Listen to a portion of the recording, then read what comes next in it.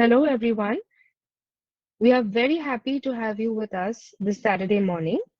With a mission to guide students transitioning from campus to career, Edugraph, the education vertical of the Telegraph Online, has curated a series of webinars which will help aspirants like you to gain insights on valuable career paths.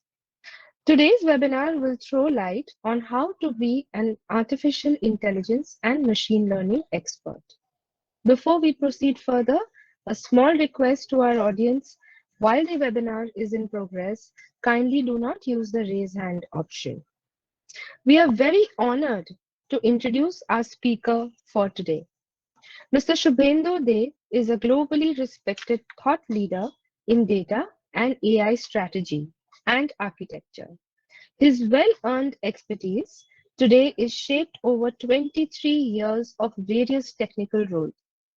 Presently, Mr. Dey works as an executive architect in IBM Consulting and serves clients across the globe.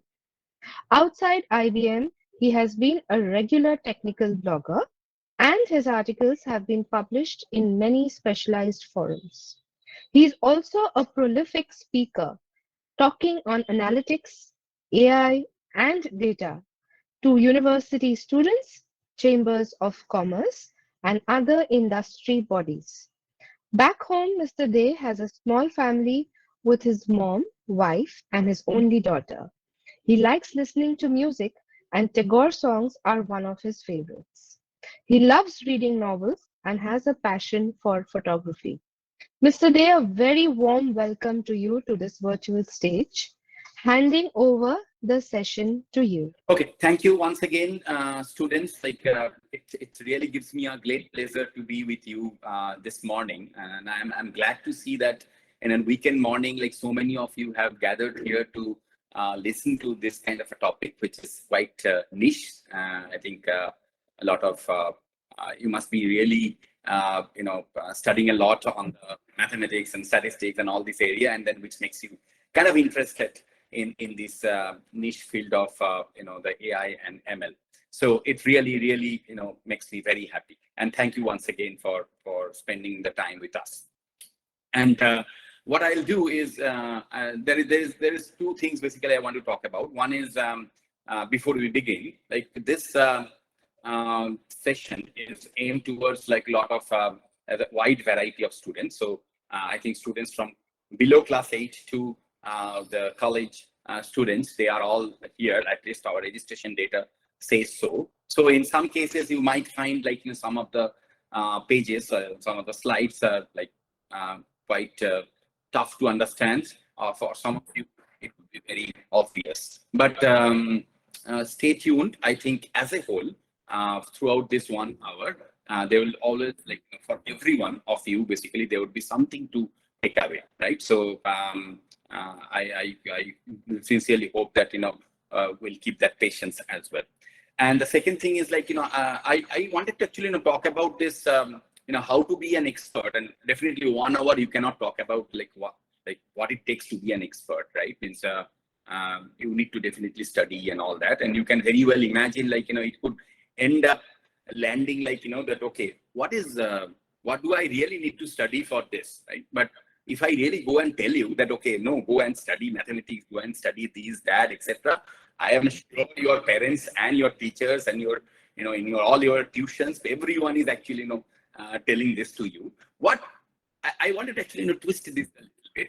We will talk about and we'll jointly see as a group that, okay, what are the things that is needed for you to learn to solve some of the things which is like, it's seemingly obvious to you around the surrounding you. There are few things that we'll talk about, and then we'll try to see that, and you will appreciate that, okay, whatever you study from elementary level to a high school to the college level, why this is important, how is it really contributing to this world of AI? Maybe that you don't know even like that is contributing to the world of AI and ML, and I think you will feel excited about it, right? Then this is something that I'm learning, and then if I really keep on learning and do that stuff. So that is the kind of a mode that we'll go with, right? With that, like of course, special thanks to Edugraph for inviting me here and giving me the chance to talk to you. I always love to be amongst the student. It gives me a lot of energy, seeing the enthusiasm that you guys have got. And I'm so pleased to be here this morning. A bit of a disclaimer here, like though you all know that I work in IBM, but here I have come solely from a personal invitation. So IBM is not a partner to this event. So whatever I tell is not necessarily an IBM point of view, because officially it is not the partner. Of course, it is my own personal view, right? So take it this way. Okay, let us get started. As I was saying, how do we collectively appreciate the world of AI and ML? And I start with a simple text that you might be trying to send, which I was trying a few days back. And if you see that I've been trying to send a text like, okay, I'm attending a seminar on artificial intelligence, right? And every moment, like for example, if I write few letters and then I'm getting a type ahead, which you call it, right? And a suggestion that yes, this is the word attending is coming. Or for example, with a sequence of words, it can predict that yes, the seminar word would be coming. And yes, and guess what? I really wanted to write seminar there. And then similarly, like intelligence word is also coming in, right? So there are a few things happening. One is, of course, with some letters, there is a word that is predicting, and with a sequence of words at the past, or preceding words, it can predict certain next words. Right? So this is what is called language modeling. People do even PhDs with this, but you do it, you use it so casually, right? So common right now in our life. This is. But there's a lot of things that is happening. And someone who is having a little bit of an experience on, let's say, programming, and then you have already probably studied SQL, which is structured query language and all. You might argue that no, actually, if I put all the words in the dictionary there, and then I can definitely find certain words which is starting with ATT, right, or starting with INT, and for that intelligence to come in and all. Yes, you can, but with INT, probably there are 200 words will be coming in, just giving a number. But how do you really say that intelligence is the most probable word? Hear my word, most probable word. It is giving out of these 200 words, which one is the most probable? Because you don't have all the spaces, and that is not really the user one that, okay, which I would have really written for you to tell me. So this is the most probable word that is coming in. For that, when you do that, you actually have studied the whole English corpus, and then you can really tell that the machine has to do that way, right? So it has to learn the corpus of certain language and then try to find out what is the probability of each word, possible word that can come in, and the highest probable word that it is giving, right? So please pay attention to the terms that I am using, right? The probability and etc. Second thing that I want to talk about is if you have seen Google in past, maybe a decade back, or maybe you would not be really seeing, because you guys are, unless until you are going to college and all, probably if you can ask your parents or your teachers that how this Google search was there a decade back or a decade and a half, let's say 15 years back. If you had searched who wrote Indian national anthem, it would have given me not an answer, it would have given me a list of links. And you also experience that, not for everything Google has got an answer. In many things, basically, it starts with a list of links. And that is what our user experience was there 15 years back, I would say, right? And what it does, it would have taken the words, okay, wrote means the main word, base word of it, right, India, national, and all this you will search and then find out some of the pages where these words appear, and it would have actually given you certain links with the relevancy that, okay, how many times it has appeared, and etc., right? Now it is giving an answer to you. So this is another world of AI, which is called natural language query and natural language answer, where it is not only finding the keyword-based search, it is not only doing that keyword-based search, it is also trying to find out the intent behind it, right? So what has been the user intent for writing this sequence of words, and then accordingly the answer is coming. And you will see some of the highlights that I have made here, that Google has also asked that, okay, people have asked these questions.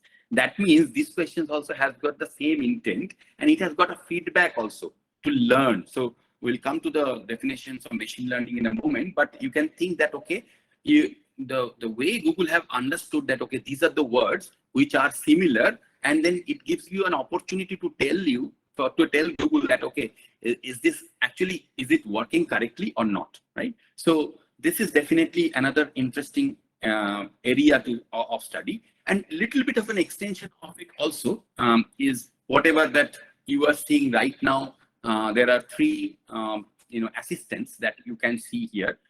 One is Siri, another is Google Assistant, and Alexa. All of you have got it probably, or at least many of you have got it. And I'm sure like we have tried many funny things with Alexa, like, asking funny questions. And sometimes you have seen that it has tried to answer in a very humorous way, or maybe some witty way as well in many cases.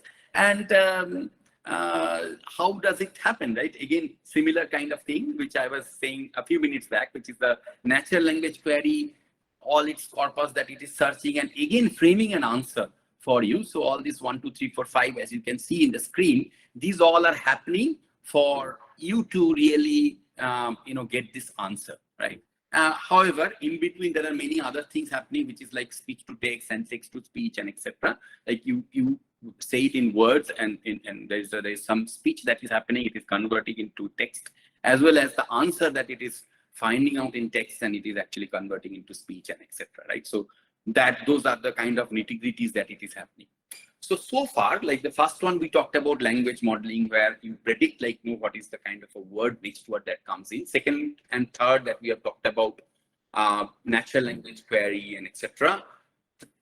So far, we have been talking about human interactions, right? And this is mimicking a human interactions, and the way behaving the same way is an important part of AI, right?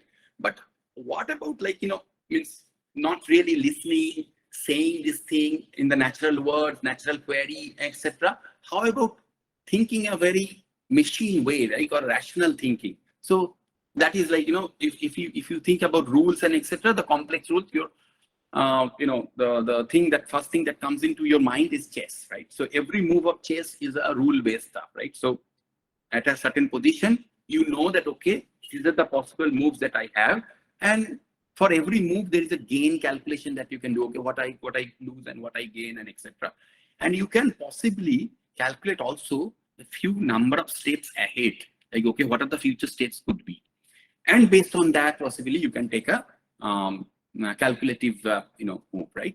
What about a machine actually calculates all that possible moves and try to find out the best answers and etc., right? The best gain that it can make. So that is the field of chess. And of course there is one event that I wanted to talk about, which IBM, and I think many of you were not, and I think none of you were actually born in that time, but there was an event where there was a I think world champion Kasparov was beaten by IBM supercomputer Deep Blue, and that's in the year of 1977. So I wanted to talk about so far, here we are talking about a lot of commercial angle to it, why you should be discussing about. So we have talked about some of the experiential stuff and some of the technically or scientifically difficult stuff that we have talked about. Here we are talking about why you should study, because there are analysts who are predicting that, okay, AI would really be a if you want to really have a good job and etc., it will really open up a lot of avenues and opportunities. So you must study them. So you have seen so far with these examples that, okay, there's a tendency of creating things like human, and there is also a tendency of creating things most rationally, right?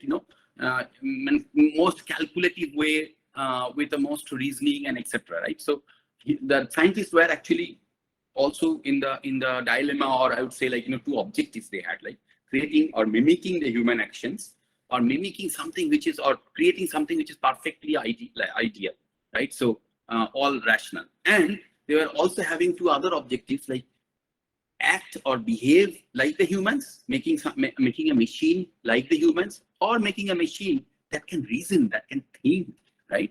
And of course, like human, right? You can think.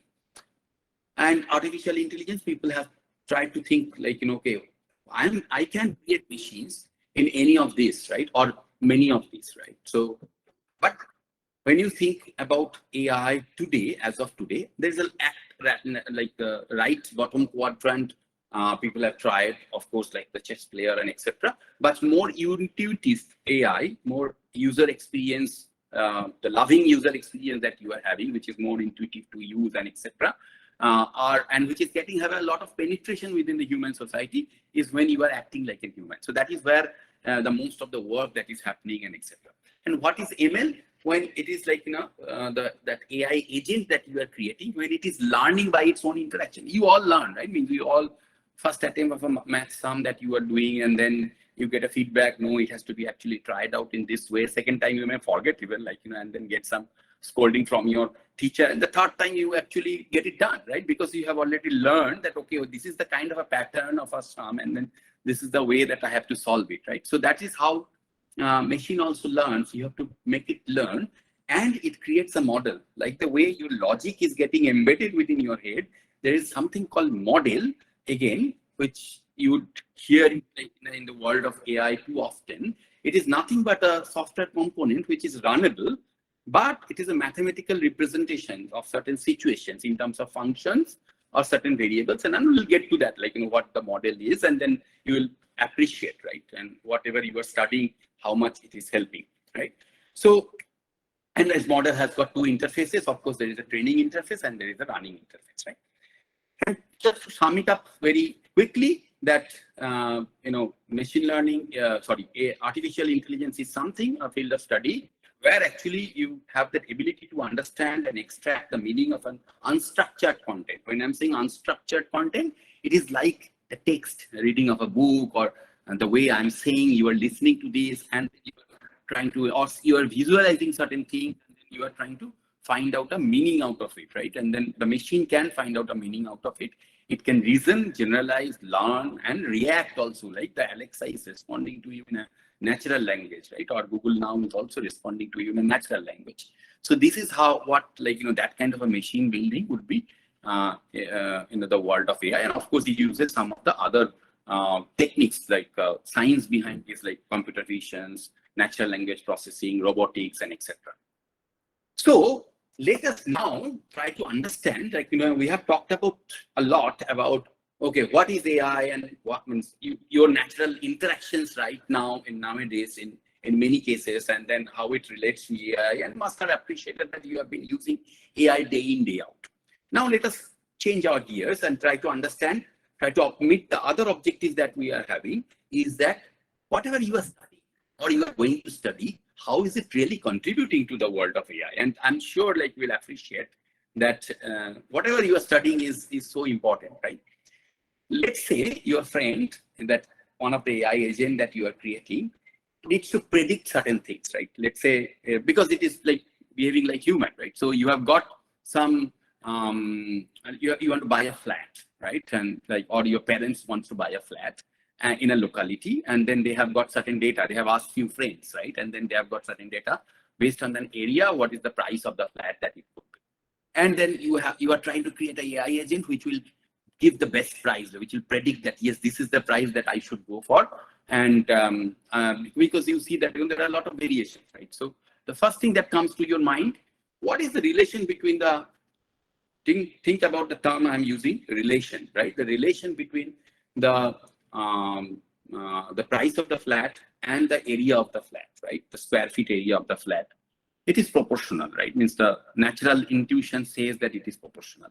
So then you are trying to think that, okay, if it is proportional, then the P by A should be the price versus divided by area should have been nearly constant, right?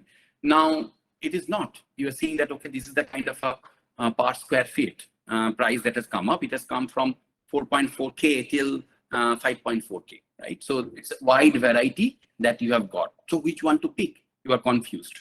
Then you think that, okay, there is another problem that I have. If I say that, okay, if it is E proportional to A, and then let me put a constant called M, and can I really have an equation like this?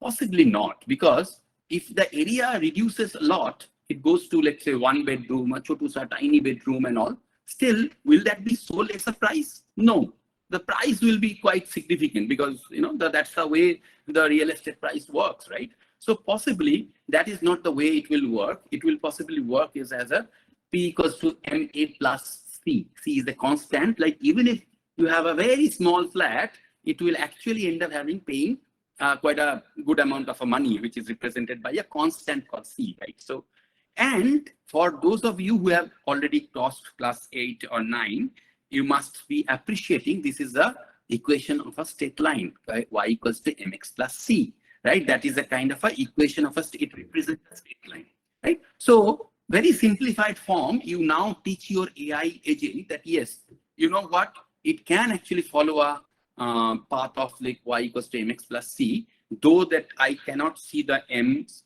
as constant. So let us try to do what best that we can do. And then what you do is basically you try to plot these things. And you see that, yes, I am plotting it, but as you can see that, okay, since m is not getting constant, it is not really following a straight line. And then what to do, basically, right? You think that there will be a straight line is a possibly one of the way, basically, you can represent this relation between the price and the area, but you cannot find a straight line here.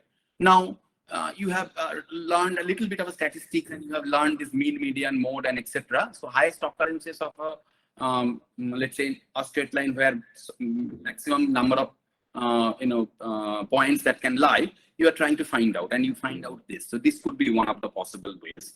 There is another options where actually these three falls in a straight line, but this will never be, because actually it looks like it will become a like insignificant number of a price when actually the flight the number, like the area reduces, it will become almost insignificant. It might even have become like C1 equals to 0 or C1 equals C equals to like negative. So you don't really get the money, right, buying a flat. So this line it's theoretically like you can write, but this is not something that will be represented. So, but you can find out, I can draw a line which is actually the best fit, and best fit curve, like those of you who are in +2 must have already heard about this term, which is not going with any of these lines, any of these points, so to say, but it represents the data, right? It represents these things correctly, saying that, okay, that this might actually represent the price. And then with this 1100, you will get near to around 55 lakhs of rupees or 54 lakhs of rupees is the price that you are predicting, and that is the best thing that you are doing. But what you are doing, right, behind the scene, what you are doing is you are essentially modeling a function to represent the price in terms of area, right? So that is what actually you have been doing. So you have learned functions and relations and etc., right? Those are the things it should now trigger in your mind that yes, I am learning functions, and actually I'm you know what, this is what is needed for AI to be built. And what you are doing is also trying to find a parameter, this M and C, to minimize the deviation, right, from the real observation, right? Of course, it cannot be any line. It would be the line which would minimize the deviation. It is not really going through any of these points. So there are deviations of these points from these lines, but this is the line where this deviation is the minimum. Where do we really do this kind of minimizations and etc.?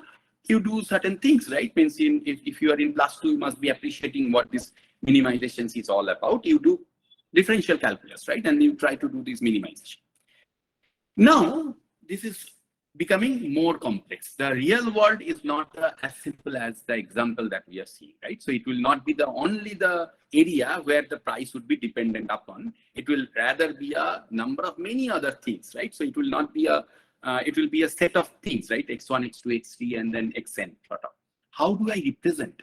So these features, or this, if I may use the term called feature, the feature of this flat represents a vector in an n-dimensional space. And those of you who are actually studying, vector, you would appreciate that it is actually vector of a natural number in an n-dimensional space, right? So that is the area of study where actually you study the vectors and matrices and etc. Those becomes very important. Now, the observations are not binary always, right? Means it is It is not really, this is the price that I have bought, right? If you are trying to predict a movie you will be successful or not, and you are taking a vote that, okay, have you liked this movie? Have you liked this movie? People may say, yeah, I like this movie. As a whole, you really don't get a picture that all the people have liked the movie or all the people have not liked the movie, right?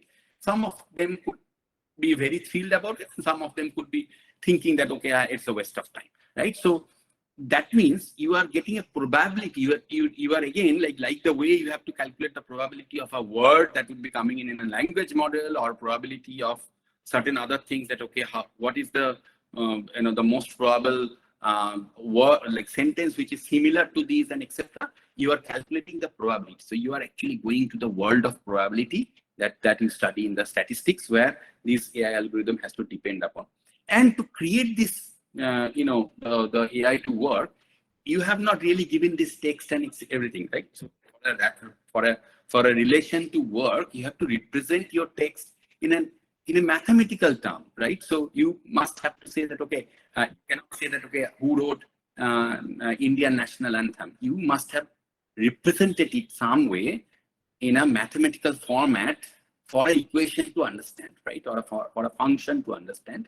And there the distribution of tokens, distribution of or a frequency distribution of these terms and etc. that comes in, which you typically do in the world of statistics and all. So essentially, long story short, if you are I'm addressing till class 12, these things you must have already learned, right? Some bits of the other thing, right? So if you are in class 2, you have studied vectors and matrices, you have studied probability perhaps, you have studied relations, functions, differential calculus, statistical analysis. If you are having STEM, of course, like if you're a student of like science, then you must have studied these, and these are you must pay a lot of attention to these for contributing to the core of AI, right? And there are many other things in the undergraduate level, or like we call it bachelor's level here, and in master's definitely will study. But these are the kind of things which are needed to an in-depth knowledge that is needed, right?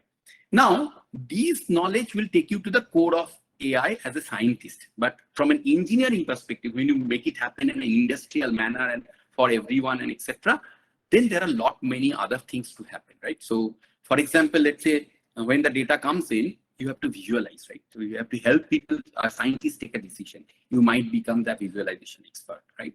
You have to collect data from many places, like our human brain works, right? We see certain things, we read certain things, we listen to many people, we read up newses, like a lot of other things that we do, and we actually infer, right? So that means similar way, our machines need to also be fed with information from many sources. How do you collect this information? There is a engineering behind it, right? So that is typically taught in the IT or software engineering and etc. That is another very relevant area to contribute to in the world of AI, because to gather this data and make this data ready for the AI to work on, right? So that is we call it data engineers and etc. I'm not going into the terms because people will call like, in a different names and etc. But this is essentially another area where you are not really doing a lot of mathematical things and statistical things and etc. But you are creating the data for those algorithms to work. You can also become an ML expert in the cloud platform. So there are platforms from AWS, platform from Microsoft called Azure, and Google GCP platform. And there are a lot of services available already, right, to make use of it. And those are some of the generalized services are also there. And you can become an expert of using them also, right? So that is another, people call it ML engineer or ML ops engineer, and etc. etc. And how you make it operational? You are not writing new algorithms. You make some new algorithms, train it, and make it operational. Or test and explain that AI. So explanation is another very big thing. So far, the kind of a simplistic example that we have seen, you can explain it very well. This is the way I have thought. This is the reason for which it was a straight line, and I can explain my prediction of 55 lakhs, why I have done that, right? But there are complex algorithms coming up, which are generalized algorithms. You can use them in with different kind of a training data. It will behave differently, right? So in that kind of an algorithm, becomes like explanation itself is a big thing. So you need to really in every step of the algorithm, you have to audit that data, log that data, and then analyze that data and find out like, the explanations and etc. So that is another auditing and explanation of the ML machine output is another area. So if you see this picture now, that at the core, you have data scientists, right? Of course, you need a niche skill of AI, like mathematics, statistics, all the stuff that I have talked about.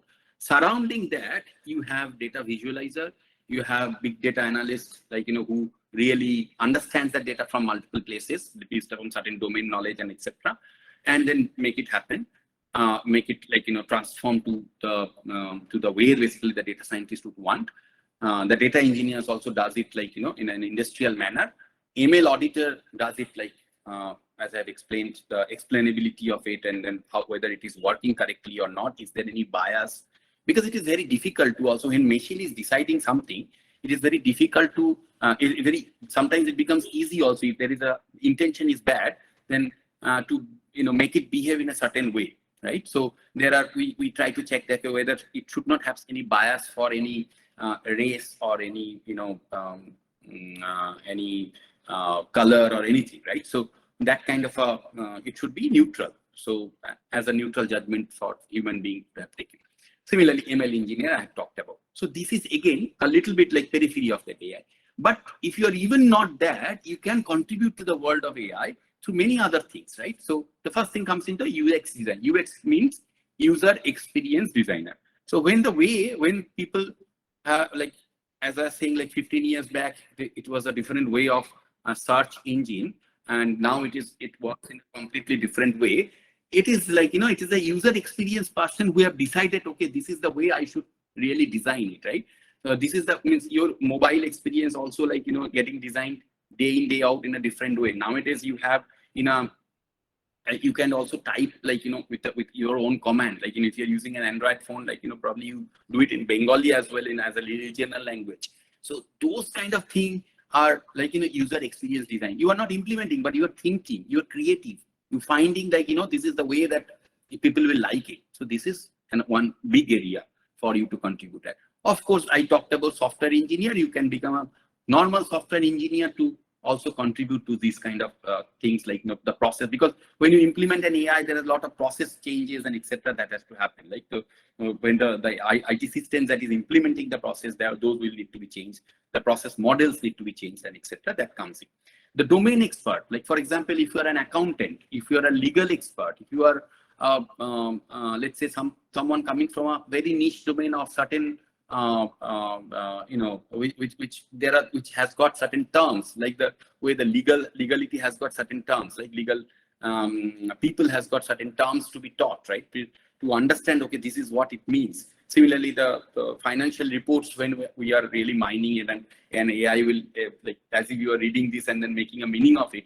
When that agent will do that, it has to understand that, okay, what is the term means, like, let's say in the balance sheet or in the financial annual reports and etc. So domain experts are very important role. Linguistics expert, all the language modeling stuff that I have talked about, maybe like, it is quite advanced now in English, but think about the other languages. Think out all the languages that India has got. We are very poor at like, predicting anything meaningful or creating a good language model in many of the Indian languages. There is a like lot of chance or a lot of openings that could come out there. Policy makers, like, who are coming from, let's say, world of philosophy and the legal systems and etc. What is right? Like creating an AI ethics, right? Means AI, when it is competing with human, it is becoming a substitute of a human, then the behavior of it needs to be also under the scanner of ethics and etc. Right? So what is good, what is right, and etc. that needs to be framed within a society. So that is another those areas like you can contribute to. How to prepare?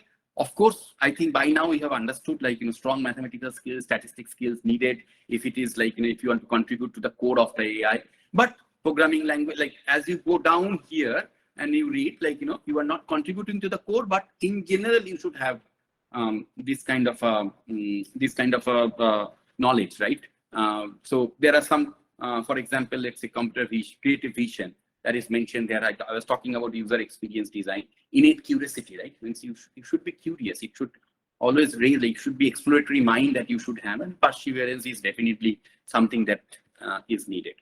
There is, of course, some of the match, like the left hand side says, like, which is obvious sort of, like, if you take this degree, then do, like, it's a straight path sort of you can take, but you may not take this degree and be an engineer in a different discipline, but then get a work experience in an IT organizations and become, like, come from the root of that, basically, like software engineer or software architecture route that you can come in from. And there are certain courses. Of course, I'm not an expert of, like, talking about eligibility criteria. You are better than me. Just for a completeness purpose, the representative set that I have given here to talk about, like, what is the kind of a path that you can take. You can take, like, of course, after class 10, class 12, you may actually go for this exams that you have, like JEE mains and etc., and then get to an engineering colleges, and then what it takes to, better, like, that what it takes to go to an engineering college or to a or a mathematics degree in a bachelor's degree or a master's degree in statistics or mathematics, or for that example all the other stuff that I have talked about, get into that. And then, but as I said, like, creative mind, perseverance are the kind of characteristics that you should have to study and jump into the world of AI. So with that, I think I will open it up for the Q&A. Thank you so much, Mr. Dey, for such an informative presentation.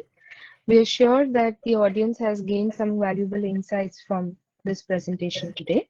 Now, moving on to the Q&A segment, we've actually received a number of questions from the audience, which we had collected in advance, and we have put together a selected few questions to discuss with you today. The first question for this session is neural network related to AI? If you can please throw some light on that, sir. Yes, neural network is very much related to AI, and that actually contributes to the world of deep learning. And means if you try to see a set, right, means the AI is the biggest set. Within that, there are machine learning, and then within that, there is a specialized field of machine learning which is called deep learning, and that actually deals with the neural nets. And if you really want to create a generalized algorithm, I was talking about, which the world is slowly moving towards, or rather not so slowly, moving towards that generalized algorithm, and neural nets are the most important things to build. Yeah.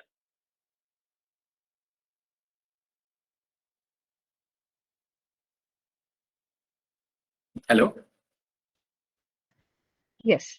Sir, I may please request you to please stop the screen sharing so our audience can also see your video. Yeah. Yes.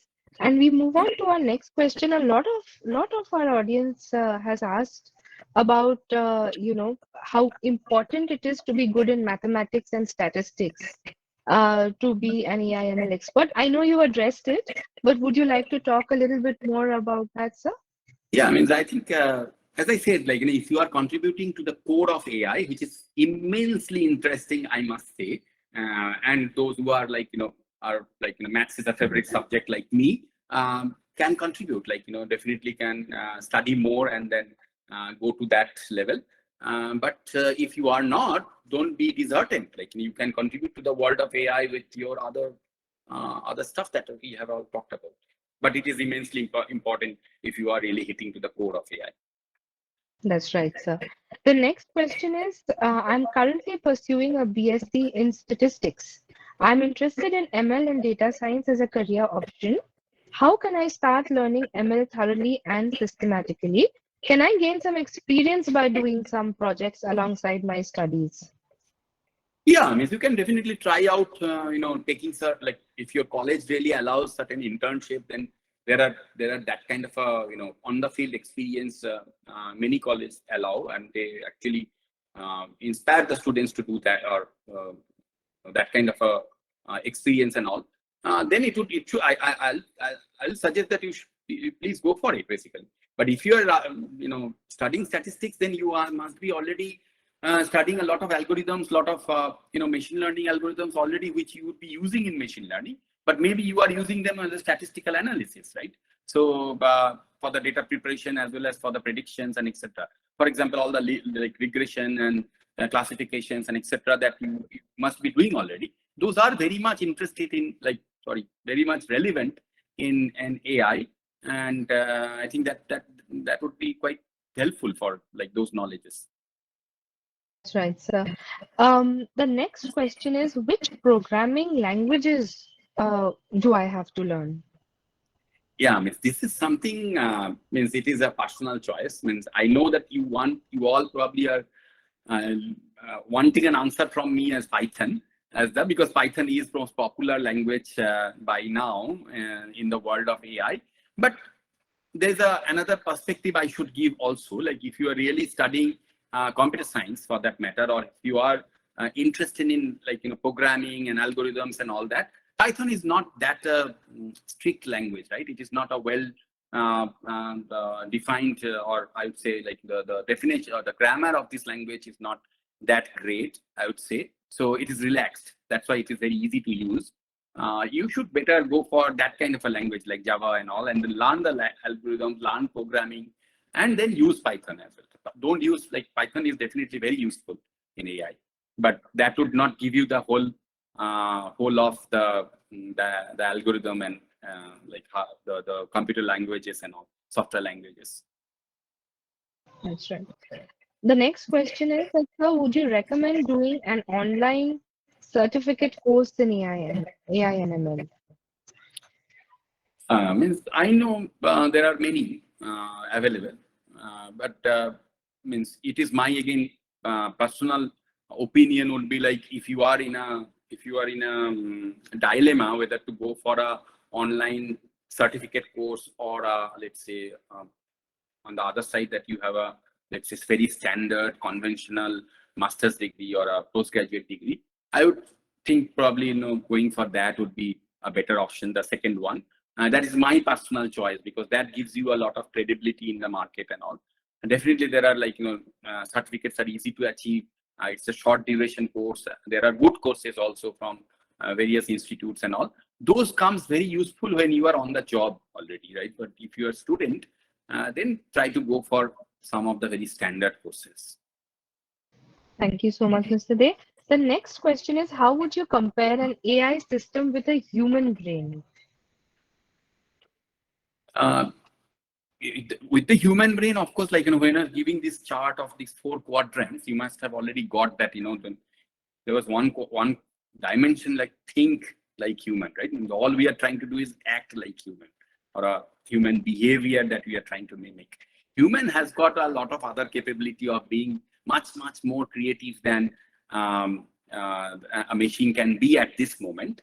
So I think we are far ahead than a machine on those terms, right? So which means machine at this today's machines can very well try to mimic or catching up with the behavior aspect of humans, but not really thinking, emotions, creativity side, right? So I think that will take some time. Right, sir.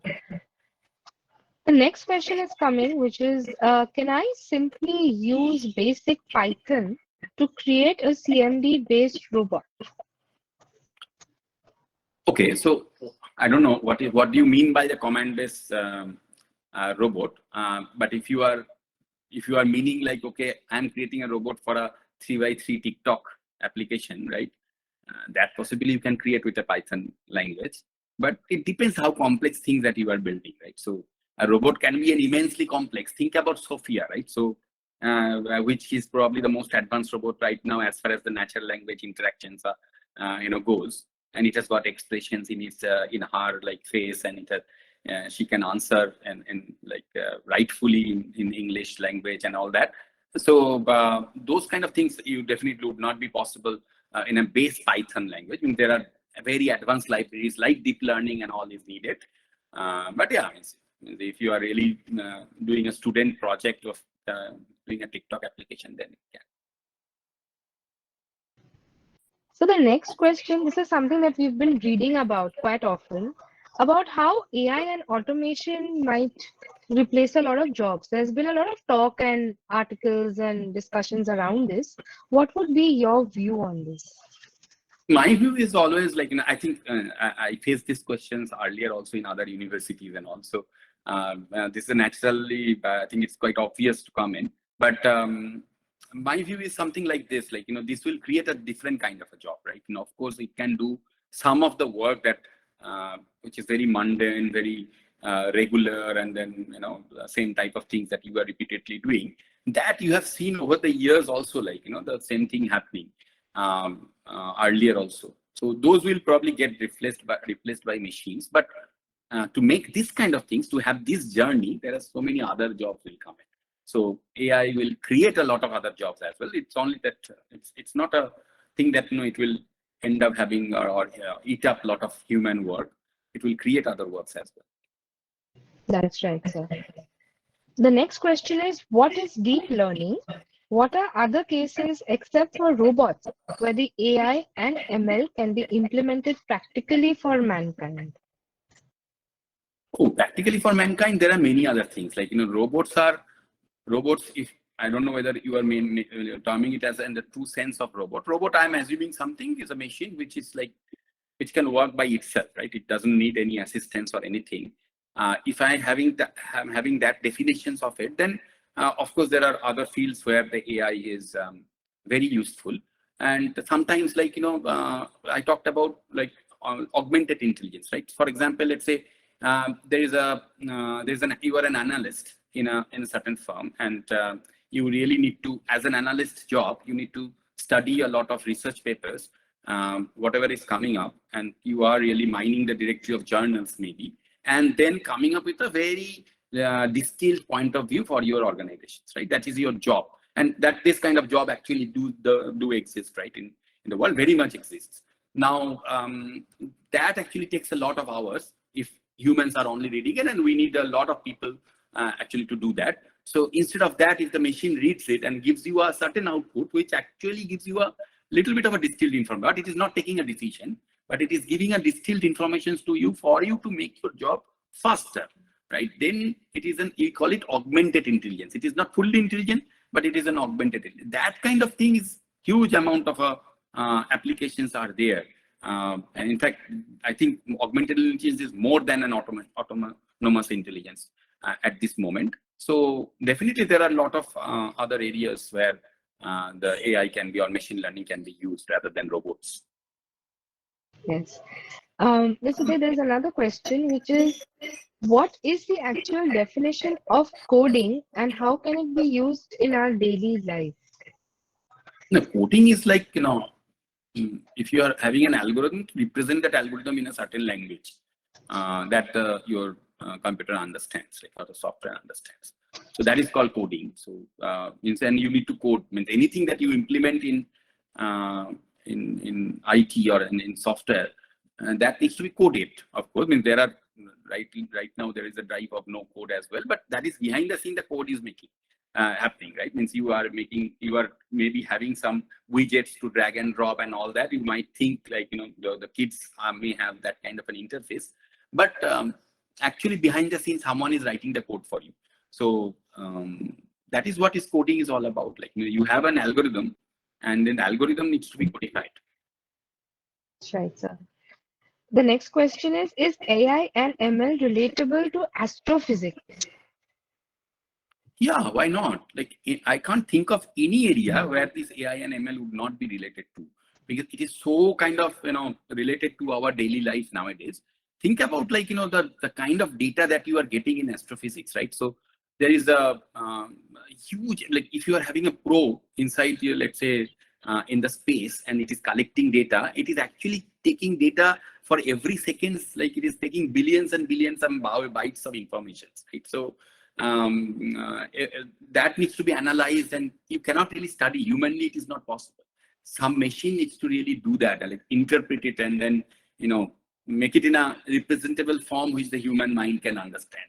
And that is where, like, all this stuff is coming in from. So it is definitely, and you need to predict sometimes as well, like, so you cannot have means you have to have some machine learning algorithm based upon past certain data. You are trying to do the best judgment that it could be possible. So it could be more rational side of it, not the human side of it. But yeah, but there are machines definitely need to be built. Like there are applications. Yes, sir. We also have a lot of questions coming in from our audience in our Q&A. So the next question for you, sir, is that what are intelligent agents and how are they used in AI? I think intelligent agents are the basics of AI, which I think in this fourth quadrant, which I was talking about, right? So, intelligent agents is something which is capable of, and if you see the big definitions of the AI that we had, right? So it should be able to understand, then reason, then react in a natural way based upon the interactions that it is getting. Now, whether it will get the interactions in a natural way or not, as I said, in the field of chess, it will not be, right. So it is not a natural. I don't really need to give a command and all that, right, to play a chess, like it understands, like, because it's a finite word. And but if I am giving a questions to Alexa, then it is a infinite word. Like you don't know, like, where I'll ask the questions from. So it depends, like, which domain you are working on, but everything of this is an intelligent agent, right? So a piece of like smart speaker is also an intelligent agent, or a chess player is also an intelligent agent, or a robot for that matter, or a device which cleans in your house. Let's say that you have a robot maybe which kind of roams around, right, and then cleans more, let's say, your flow. That is also an intelligent agent. That's right. The next question, sir, is how AI can be used for solving climate change. Solving Can you throw climate. some? Yes. Yeah. So, um, I don't know whether it's an AI or it's a little philosophical question. So I think it is more like how do you really get the past data and try to predict the future, right? So for example, let's say if that kind of thing happened somewhere else, we can collect that data. Let's say you are collecting that data in Nordic country and then trying to find out if that similar thing can happen in US or not, because probably the climate is pretty similar, right? So if that kind of if you had, let's say, come up with certain industrial revolution in some way, and then you see that there is a marine life degradation that has happened. So it may be temporarily the same, but not like, whether there is a causation or a correlation, only correlation that you need to study, of course, with a variety of sources and etc. But this correlation of facts, like, okay, there is a industrial revolution happening and there is a depletion in the number of, like, some of the marine lives and etc. They are correlated maybe, and then is there a causation there? You need to also prove that in with certain other points, and then once you put that, then it becomes a hypothesis which is pretty strong, and then you can apply it into some other area. So definitely this kind of like, once you do a deep research and you can use this machine learning techniques, as I said, like, it can be used in every fields of life almost. Right, sir. And similarly, there's another question about how aviation industry may be related to AI. Can you please throw some light on how do you think the aviation industry can get benefited or Think about impacted? autopilot, like, means when you are having a long haul flight, no one is actually sitting there, like, if you're flying from Delhi to let's say New Jersey, then the pilot is not really sitting there and then just looking into it, and like, flying the flight or always, right? Means there is an autopilot mode that they can give, which is means, of course, at a much stable area. While landing, of course, he will take up control and all that. But autopilot is a very common thing nowadays, I think, right? So it can react to some of the other stuff. So for example, let's say there's some other disturbances happens, and what is the corrective action that needs to be taken? It's like playing chess again. Like, you have set all the rules there. Till the time it will actually follow with these rules, it can work. And then there is a human decisions is needed. The human have to come in, and of course there is a lot of, since there is a life involved, then it has to be always assisted with the humans. But pretty much the flight can go up, like fly off, and then can land independently without any human, like in today's technology. That's right, sir. The next question is coming from a student who's still in school, I believe in class 8. And he asked that, sir, can you advise if students interested in pursuing an education in AI and ML in future need to take any special classes or courses now while they are in school? No, I don't Is there think. something? No, I think people are actually, too much getting bogged down into these terms and all that. Study the basics of it. Like, for example, I talked about relation functions, I talked about probabilities, I talked about statistical techniques, I talked about linear algebra, vectors, matrices, and all that. You need to be very strong in those, right? So if you are really serious about, as I said, the core of AI, study those fast. If you are done with that, unfortunately, we don't have an education system where you can go like, in class 9, you can study the things of maths and etc. But on your own interest, if you are done with those, then you can go and then study. But I think you should keep concentrating on your own subject as well, especially as I said, the mathematics and statistics. If you are in class, like once you go to class 11 and 12, you can take statistics, of course. Right, sir. The next question is, sir, are video game bots AI or just bots with specific tasks?